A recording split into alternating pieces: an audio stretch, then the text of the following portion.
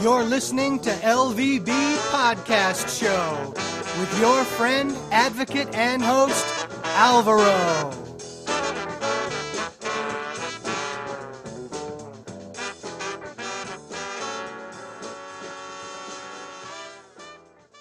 Hello and welcome to LVB Show. My name is Alvaro and I'm very happy to be with you tonight.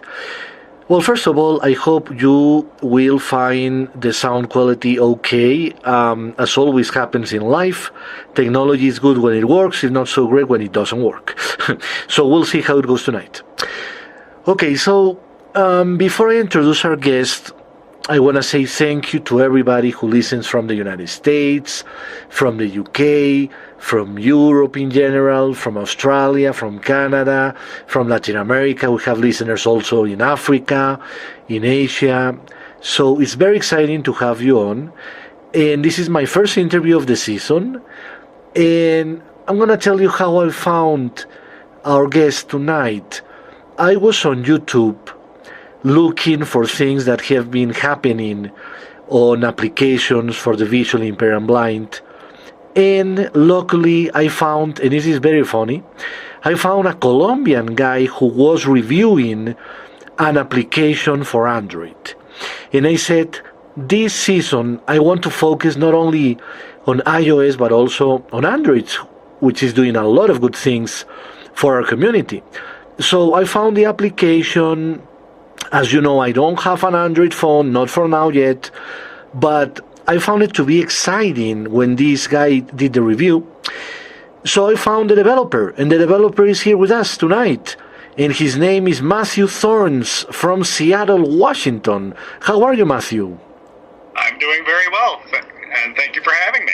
Such a pleasure to have you on, my first developer for our listeners for Android devices. My first question for you, being an IT guy and everything, is, first of all, what is your background in technology and how this project started? My background in technology, I have been working in IT and IT help desk for over 10 years. However, in my spare time, I create mobile applications, both games and different types of apps, under the developer name of Style and Bound Games. I've been doing that since about 2011, and it's something I really enjoy and love doing. My educational background, I do have a bachelor's degree in simulation programming and game design. However, I chose to pursue it as my own personal project rather than working in the field. And how this project began, this application? Well, it's actually very interesting. I did have a childhood friend who had a low vision impairment, and in about 2009, we started prototyping actual physical hardware we could build to help improve vision. However, it was rather expensive and it didn't work very well. So when the OpenDive VR headset came out in Germany, it was an open platform, 3D printed. It was basically the Google Cardboard, but you could 3D print it. It kind of clicked that, hey, this has a camera, this has a screen, we might be able to help people's vision that way. And that's how it started, and the applications had been out for about 3 years now. It came out in June of 2014, and many improvements have come about as well. Wow. More than 3 years for our listeners on the Android platform. What is the name of the application for our listeners? The application can be found under the name Nearsighted VR Augmented Aid. Now, Matthew, I have heard a lot about augmented reality and virtual reality. Can you describe what is which and what is the big difference, if there is any? Absolutely. So virtual reality basically just takes a stereoscopic image, one image for each eye, so you get a lot of depth in 3D, and will display a completely virtual world, a completely imaginative world, whether it's for a video game or you're just seeing different types of scenery. So it's completely fabricated is what virtual reality will do for you. you, whereas augmented reality is literally changing things in your own environment. So instead of displaying a completely different world in each eye, it's actually displaying the world around you, but it can add things and it can take things out and it can be modified, which is actually how it can actually help certain people with different visual impairments, is we can get the image around you closer to your eyes so it's easier to focus. Oh, very interesting. Would you say the future of one of them is brighter than the other, or both have a bright future? I would have to say both have a very bright future. It just really depends on what type of applications you're looking for. When people think virtual reality and augmented reality, a lot of people will think just entertainment, whether it's movies or games and things of that nature, whereas it can actually help a lot of people, whether it's in the medical field. There was actually a story about a doctor being able to find something wrong with someone's heart because they were able to look at a 3D image in virtual reality, and also actual therapy as well in psychiatry. And psychiatrists and psychologists have actually been able to use virtual reality to help veterans with PTSD or people with phobias with some type of exposure to the things that they're afraid of or the things that they're having issues with. That's on the virtual reality side, whereas the augmented reality side, you have things like low vision. You can also have things like closed captioning. So if you have a virtual reality headset on and you're seeing things augmented, if you have trouble understanding somebody, whether it's an impairment or just a language barrier, you can actually subtitle or put text on the screen to translate or to have it listen for you. So both have a lot of different applications in the medical field and the entertainment industry. How fascinating, Matthew. And thinking about what you were saying about psychiatrists and psychologists, my follow-up to that would be, you mean they build certain scenarios for patients? Absolutely, scenarios and simulations. For instance, the most commonly known phobia is arachnophobia, the fear of spiders. Right. So if you put them in a completely safe, simulated environment, they are a little more comfortable knowing that it's not real, but it seems real to their brain. It helps them. Now, it hasn't been out very long, so there is some research on it. Since I don't focus primarily on that in my development, I do not know as much as I would like to know about that topic. Right, but I'm very curious, and I'm going to do further research on that for sure for our listeners. But my question would be, who does this? Obviously, the psychologist is not able to build this. This has to be done by a professional, right? Absolutely. So, a couple different things. So, sometimes it's doctors and researchers going to developers to make these applications and make these simulations. Sometimes you have to get investors or find public funding or government funding, whatever the case may be. And then you have the flip side where the developers themselves are figuring these things out and making it on their own. Okay, very interesting. And now our listeners may be saying, yes, that is wonderful, but what about the app? Yes, I know. Yes, I know. People get excited. I understand. So, Matthew, please tell us how this application works. Okay, well, it's not a brand new concept. It's a new way to do the concept. Mm-hmm. There have been many devices like the eSight and the Jordy 2, which would literally just have a camera mounted by the forehead and display the image in the eyes. Now, those devices were usually extremely expensive. I know the first version of the eSight was actually $15,000. Now, their third version that they have now is about $5,000, but that's still really pricey and not really accessible. Yeah. So what the app does is use an Android device, an Android phone, uses the camera on there and the screen on there to to produce the same effect. Now, basically, if it does differ from phone to phone, it is. I'm sorry. Let me catch my breath. Sure. The performance greatly depends on the phone screen and camera. So if it is a lower megapixel camera and a lower resolution screen, it is going to be a little different for everybody else. But it does work across all phones, all Android phones, and it's nice to try it, especially when you can build the Google Cardboard yourself or get the VR head displays fairly cheaply. So, as an example, how does it work? You open the app, and then what do you do? Okay.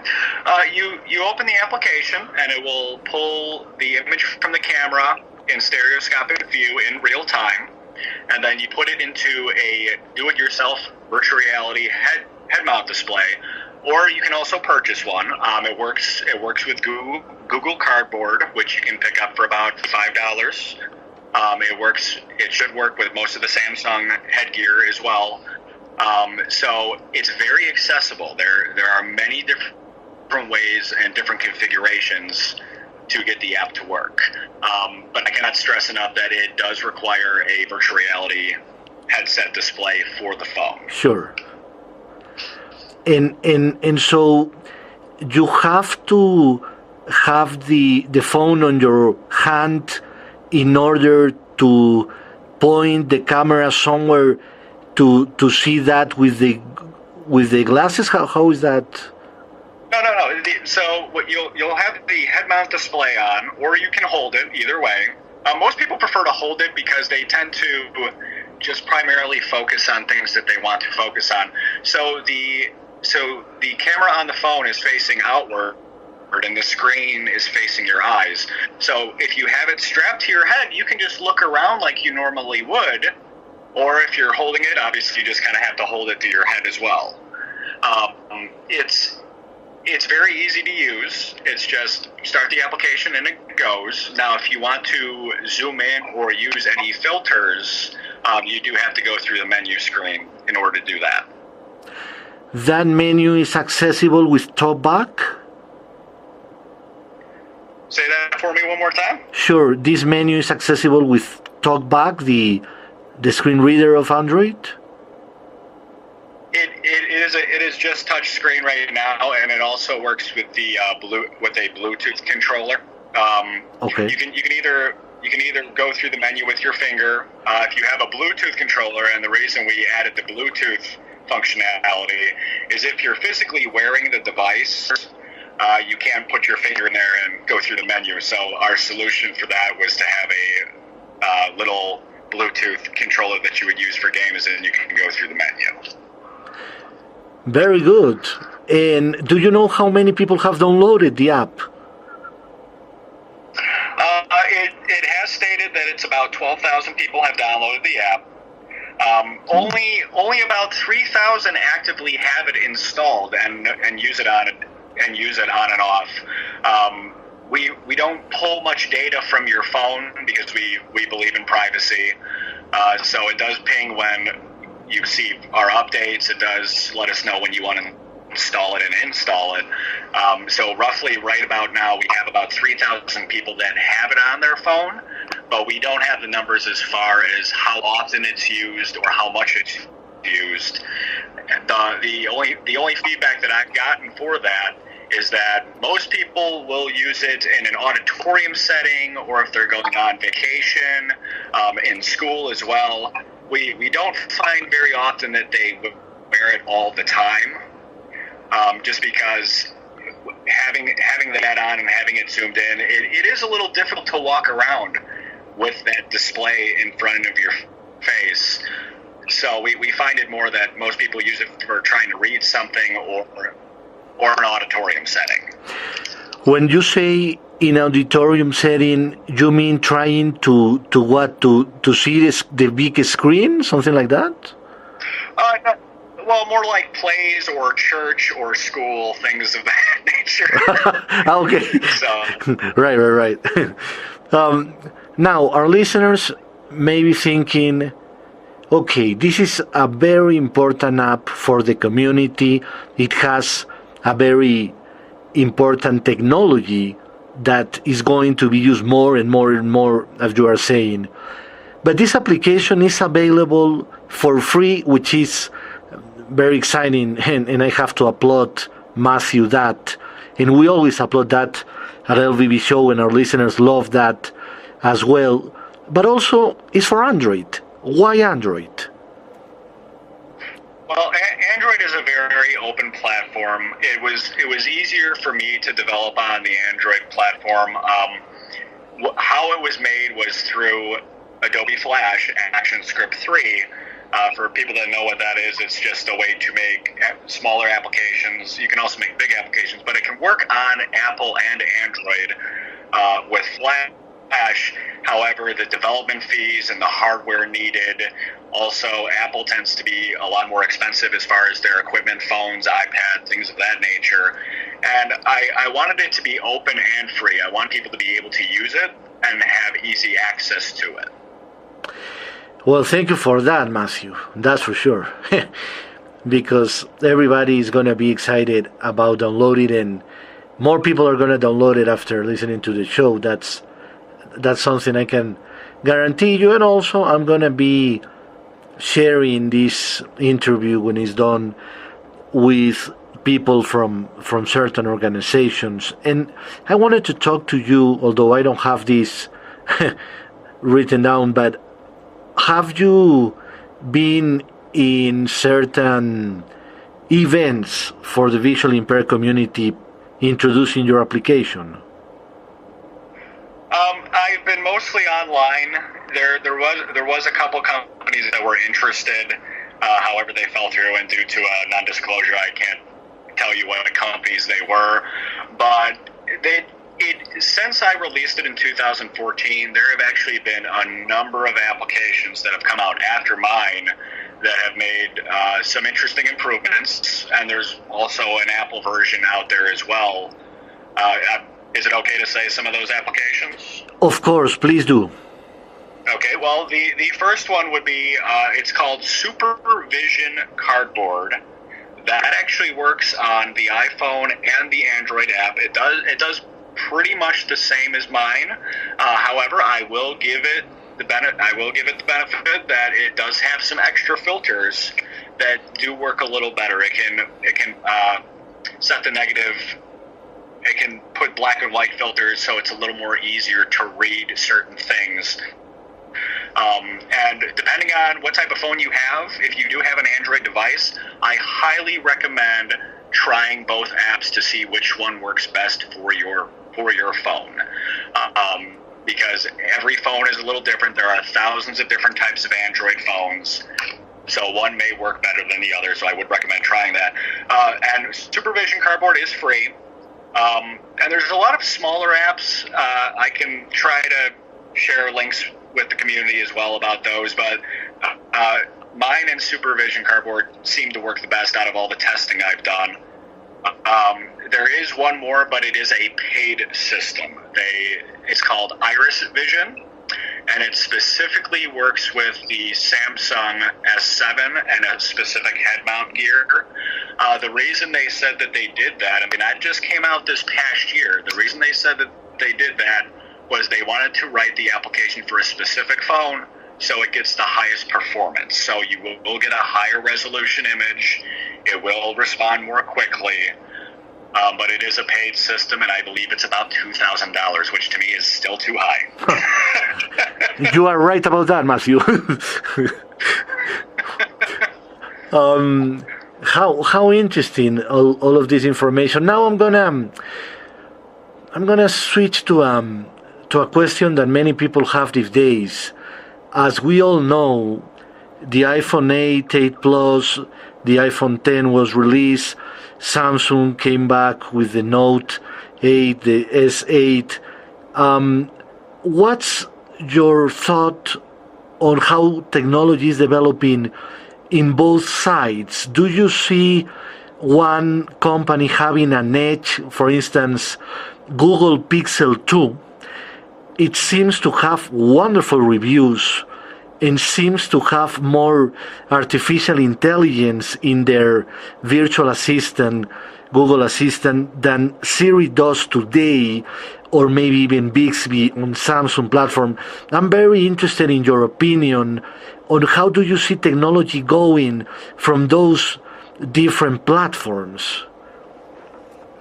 Okay, well, for every company seems to have a different focus, and keep in mind this is just my opinion. Right.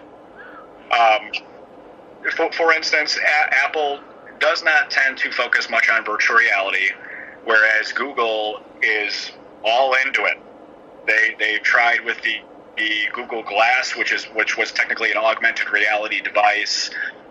They have the Google Cardboard, which was an open source project that is open to all, so everybody can get into virtual reality that has a smartphone.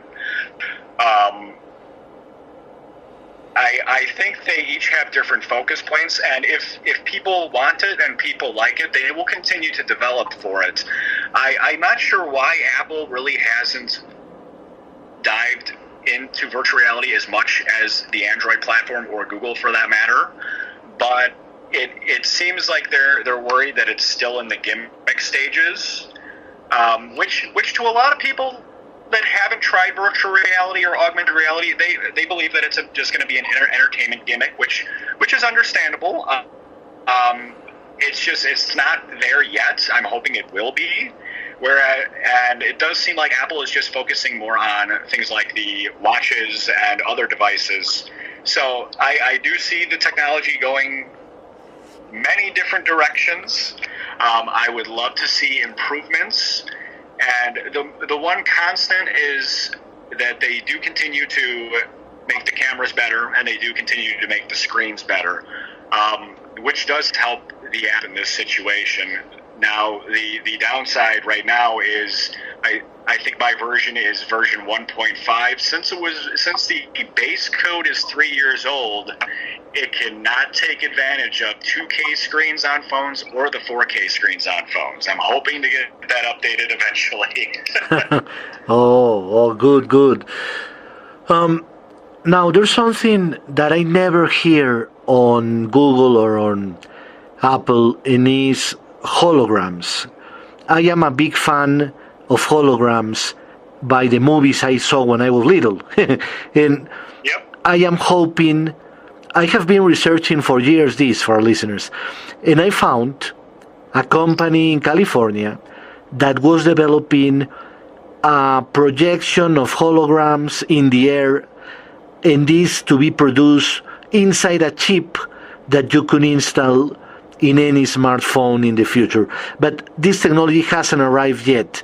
What do you say about this technology that I'm so excited to be able to project, for instance, Elton John in the air, playing the piano, you know what I mean? So Yep. how far away are we from this? Well, now, keep in mind that is not my field of expertise. I do have said holograms in applications. However, the term for a hologram has changed quite a bit in the past couple of years. Oh. We actually used to call the projection one, like if you're projecting on fog, Yeah? or if you're reflecting off a piece of glass or a see-through screen, Uh-huh. that used to be called Pepper's Ghost. Oh. That was the term used for a trick that was done in the 1860s, where you're just reflecting an image onto something see-through, so it looks like a hologram. Now, what you are saying, where they're zapping things in the air and able to produce a picture, that is a true hologram. And that can be achieved through augmented reality, basically the whole seeing something in front of you, but you would still have to have headgear on to see it and Right. interact with it. Right. Kind of like the Microsoft Halo lens. Right. Whereas the Pepper's Ghost reflection type holograms, anybody can do that at home with a screen, even with a phone and a four-sided, I don't know if you've seen the glass pyramids or the plastic pyramid Yes. holograms. The four-sided ones. Right. You can do that with a tablet or phone, and I actually have an app that has a couple of those. That's just called Holograms Four-Sided, and it's interesting that an old technology from the 1860s, a trick that we used in haunted houses, is now being used as four-sided holograms in a different manner. And the Elvis Presley hologram or the Tupac hologram, those are all reflection and projection holograms. Oh, whereas if you're using the halo lens, that's just augmented reality with a person in front of you. So as far as just being able to project in midair and have you be able to see it, yes, that is kind of far away, because there's two different methods that I've seen for that. The first being they're zapping air particles and they're sparking, so you can actually see an image in the air. That can be very dangerous. Oh. because if you get hit by it, you are going to get zapped. Oh yeah, true. And the second method is actually projecting it into your eye, which I don't think that's a good idea. There's actually a virtual reality headset that does project the image into your eye. I don't think it's been out long enough to know what the effects of it would be. I don't trust any type of light being beamed into my eye. Matthew, I have to agree with you. That's true. But okay, for our listeners, let me just dream about having Elton John in my living room in a year or two, playing anything I want. Two final questions. One is developers are able to get into your app because it's open source. What is open source anyway? Well, open source is pretty much the code is out there for free. I don't charge for it. The only thing that I ask is please give credit where credit is due. If you do use it and release it, sure. You can use my name, my screen name, the app developer name. It doesn't matter. The only downside to my open source is that it is with Adobe Flash, so you have to have the Adobe Flash program to edit the files and to compile the actual project. However, there are free trials. There's 2-week free trials for Adobe Flash, and so you can mess around with it. You can see how it works, and it's open source and free to all. That way, if you want to make any improvements, you can. If you want to submit any improvements, I'd be more than happy to take a look at it. There's been a couple of individuals that have submitted some ideas and some different code and different things, and if we can't use it, we at least learn from it and try to implement new things and new methods of making it work better. Okay, let me try to understand this, Matthew. Every application that a developer does is open source? No, right? No. Basically, when you get an Android app, it's an APK file. When you get an Apple app, it's an IPA, I think it is. Okay. And it's kind of like an executable file, like an exe on your computer. I see. You can't look at the code. You can't edit it. But on the app page, I do have a link so you can download the project files if you want to mess with it. I see. So someone that has very good knowledge, like you, is able to take that app and maybe make some changes and release another app? Absolutely. Oh, and you are so generous you don't ask for money? I did it for a friend, and I didn't even think it would get popular. Well, that's the right attitude for our listeners. But I was just wondering, I mean, everybody has to make a living anyways, also. So, That is correct. But I know you have your daily job as well in IT. So my last question about technology for our listeners, I always ask this, and no one has been able to come with a good answer, I'm sorry to say. Maybe Matthew is going to be the first one. Okay, so one of the obstacles that people with any visual problem, I don't care if you don't see anything, you see a little bit, you see somewhat, whatever, is when we go to a supermarket and we try to buy products. Now, I have been talking about this subject for years, dreaming about an application that I would be able to use on the phone, point my camera to a certain product, and it's going to tell me, donuts, $5. But nobody is able to answer this for me. I have talked to some of the top developers in the United States who have developed applications for iPhone. They are not able to answer my question. I wonder why it's so difficult to give us an application that is able to do that. And before you answer, Matthew, I'm going to give you an example. What if you were able to go to, and for listeners, although I live in Colombia, I travel to the United States sometimes, so that's why I know a lot about it. So let's give an example. Cusco, for instance. So you go to, now I'm forgetting all supermarkets names, or you go to any kind of big supermarket in New York, for instance, where I go usually, have a contract with them and say, look, I'm going to make your database digital, and I'm going to be able to provide an app for the blind and visually impaired where they point the camera to the product.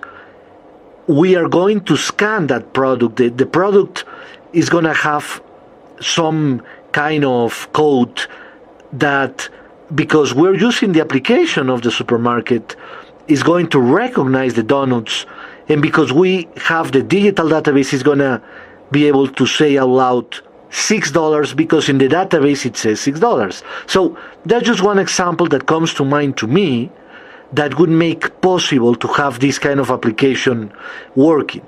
Developers say it's very complicated to have the name of the product and the price.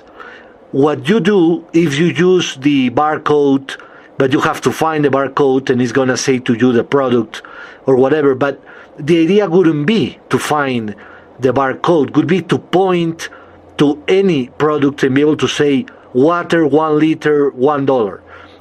Am I dreaming too much, Matthew? Well, I can give some examples of why that would be difficult.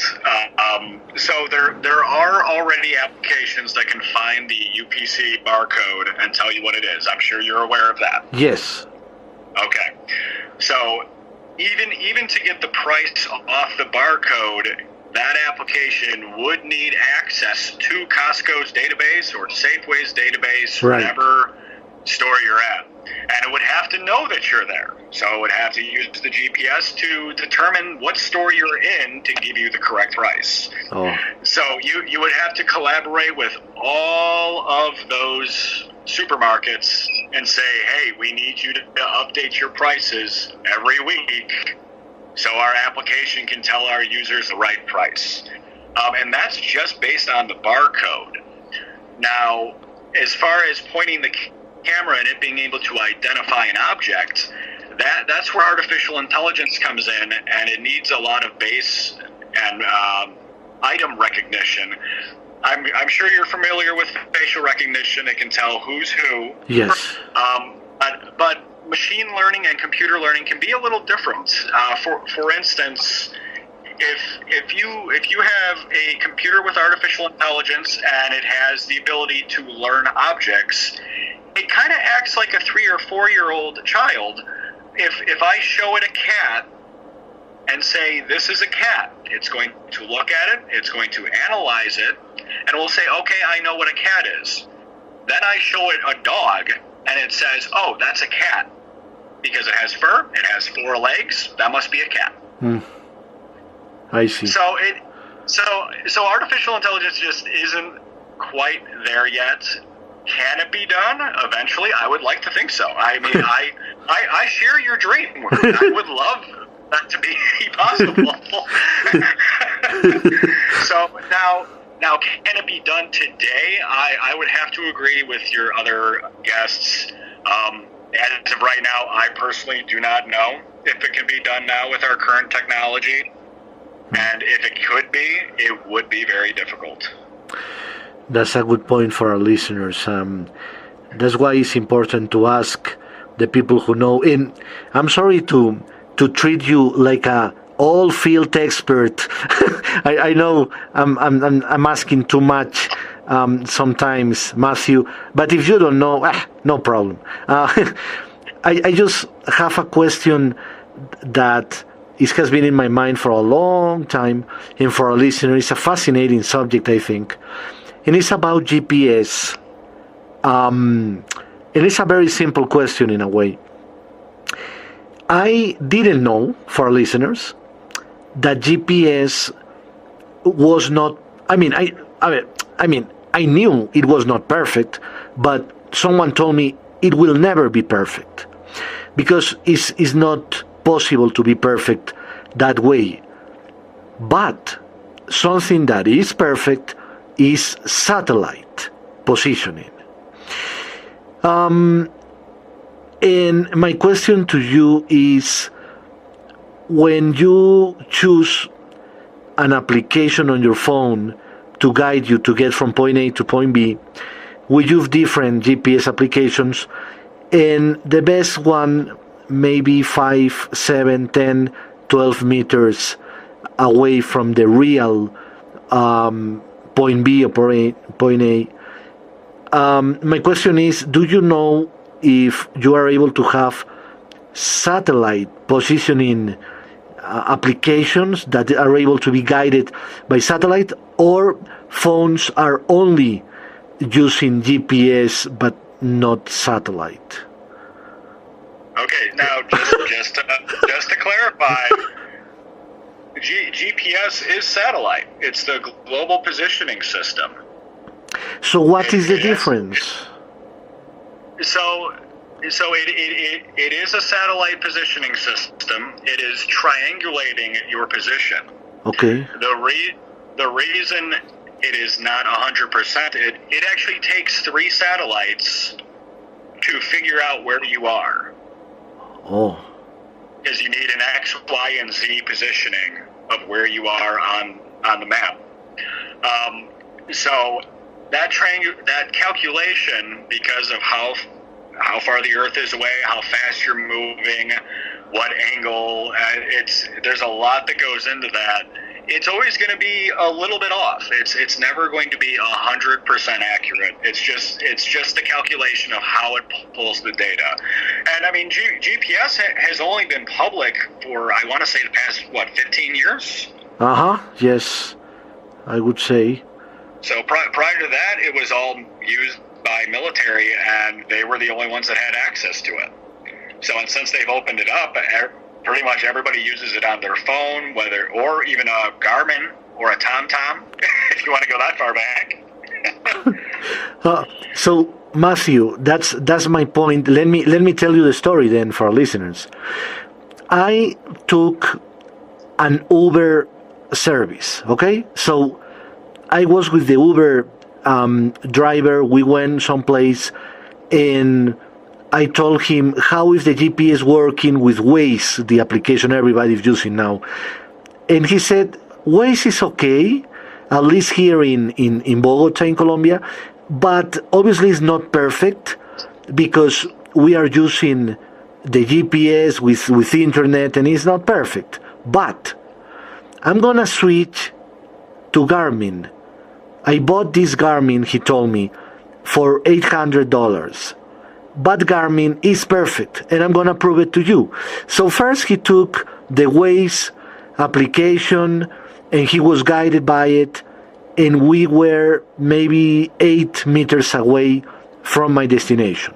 Then we went back, and we used only the Garmin system, not using internet, as it doesn't have internet, at least not the one he has, and we made it in front of the door of my destination. Why? And he said, because this system of satellite is 100% exact, because I use it outside the city, going to a place I never been, and I went, and I was in front of the door of the place when it said, you arrive to your destination. With Waze with GPS applications running internet on my phone, he said, I am not able to get it right. What do you say, Matthew?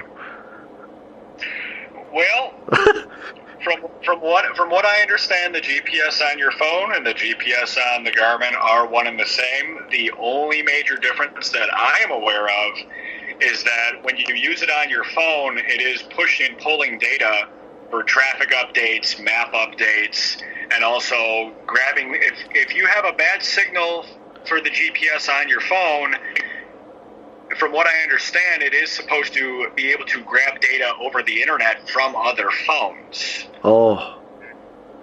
So if you lose line of sight or it disconnects, I think that's where the issue might be with the exact position versus being a little off, or way off for that matter, because I know certain phones, the antennas for the GPS just aren't as good, and I tend to lose a lot of signal. One of my phones I actually got a metal case for, and the GPS stopped working because the metal case was enough to disrupt it. Ah, wow. Good to know. Good to know. But Matthew, he told me the Garmin has the map of the city. So it already has it there. Yes, it does not have to download it. That is correct. Yes. So he told me when you put the address, it calculates the distance. It doesn't tell you shortcuts because it doesn't work with internet or Waze, but it's going from point A to point B. And it is point B, and because the satellites see your destination, they know exactly where to go. I don't know, Matthew, but I was blown away. And I thought, interesting. I think I would get the Garmin if I had the money. But I obviously, nobody is able to guarantee probably this. But he said, trust me, in places that are very remote in Colombia, I have used Garmin and I get to my destination without knowing where to go. So that's what I was impressed about. Yeah, the fact that it doesn't need a cell phone signal and it doesn't need the internet, the phones are always updating the maps and the information, whereas the Garmin will always have the map on there. And a couple years down the road, that map may be outdated and you may need to get it updated. But yes, it's nice to have a Garmin as a backup or as your primary, because you don't need the internet service, you don't need the cell phone service, and they tend to be a little more reliable. Oh, okay. And you see the future where we'll be able to use any kind of system to always know where we are located in a very remote area, on an airplane, without using internet. Do you see that as a possibility with another kind of satellite technology? Well, I mean, the satellite technology, keep in mind, you can get internet over satellite, and most technologies today have been integrated to the internet. You can listen to the radio on internet, you can watch TV on internet, you now get your movies and shows primarily through the internet. So the older technologies are kind of going away and or being reborn on the internet. So I think it's going to be a little bit of both. I like the reliability of the satellite-only systems, but I think more and more devices are going to go more internet-based, even if it is satellite internet-based. Very interesting. And finally, for our listeners, if you could say what is the best quality phone in the Android market, would you go for Google Pixel? Would you go for Samsung? Would you go for Motorola? Would you go for LG, for Sony, for Huawei? Do you see any big difference in them? Well, for me personally, I like the Samsung series. I personally have an S5. I haven't upgraded yet. but I actually like the Samsung series. Now, just like computers, it all depends on what you're using it for. I mean, a lot of people prefer Mac, a lot of people prefer PC, and some people even like the customization of Linux or if they're working on servers, they like Linux. So phones are the same way. It all depends on what you use it for and what you intend to use it for. Now, the downside to phones is every model, every version, one seems to be better than the other in some way, shape, or form. Which is good because they're constantly competing and constantly trying to improve. Right. But if you like the iPhone and you like how the iPhone looks and how it works, how the iOS operating system is, and you're able to afford it, stay with the iPhone. I mean, it is hard for people to switch, and I understand that. I started on an iPhone in 2010, and I switched to Android because for my needs, it wasn't what I wanted out of a smartphone. And Android was closer to that. It wasn't 100%, but it was closer to that than the iPhone was. But it may be the complete opposite for a different person. So, personal opinion, I would go with the Samsung brand, S5, 6, 7, and up. But it depends on the person. I would go into a store, and if you're able to, try both and see which one you like more and see which one fits your price range better too. I like the way you think, my friend. Well, thank you. And finally, how can people connect with you? There's a couple different ways.